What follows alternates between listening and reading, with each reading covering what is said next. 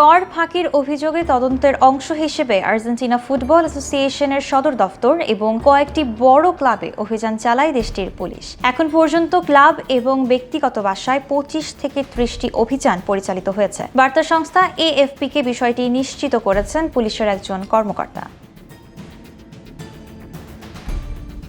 সূত্র জানায়, বিচারকের নির্দেশে একযোগে এই অভিযান চালানো হয়।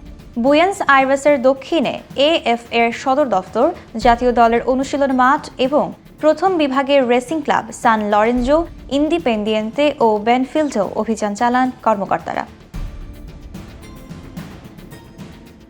তদন্তকারীরা খুঁজছিলেন এমন সব হিসেব নিকাশের তথ্য যা সুর ফিনান্জাস নামের আর্থিক প্রতিষ্ঠানের সঙ্গে যুক্ত। প্রতিষ্ঠানটি আর্জেন্টিনার বেশ কয়েকটি দলের স্পন্সর। বেআইনি কর্মকাণ্ডের অভিযোগে এখন এটি সন্দেহের মধ্যে। তদন্তাধীন ক্লাবগুলোর ব্যাংকিং গোপনীয়তা বাতিল করেছেন দায়িত্বপ্রাপ্ত বিচারক।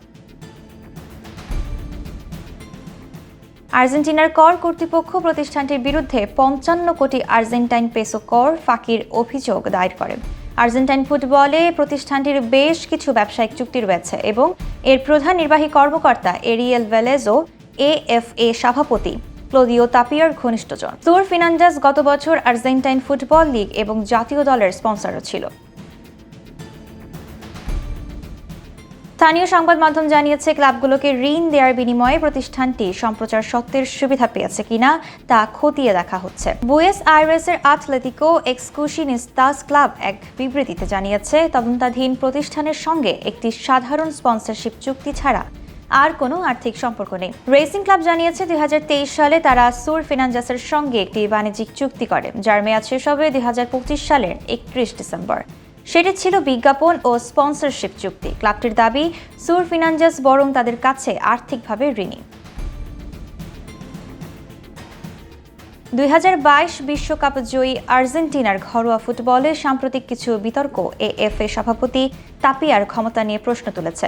2017 সাল থেকে তিনি এএফএর সভাপতি। হাভিয়ার মিলেই সরকারের সঙ্গেও তারা টানাপোড়েন চলছে। মিলেই সরকার দেশের ফুটবল ক্লাবগুলোকে খেলাধুলার কোম্পানিতে রূপান্তর করতে চায়, কিন্তু এএফএর নিয়মে তার অনুমোদন নেই।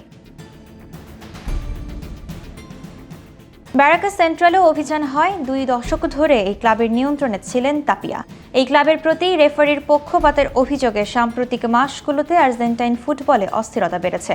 তাপিয়া অবশ্য এসব বিতর্কের মাঝেও নিজের জায়গা ধরে রেখেছেন। এএফএর সভাপতি হিসেবে তার বর্তমান মেয়াদ শেষ হবে 2028 সালে। 2 সপ্তাহ আগে এ নিয়ে তাপিয়া বলেছিলেন, আমি আর্জেন্টাইন ফুটবলের নেতৃত্ব দিতে শুরু করার পর এই 9 বছরে আর্জেন্টিনা 3 জন প্রেসিডেন্ট দেখেছে, কিন্তু আমার সামনে এখনো অনেক বছর বাকি।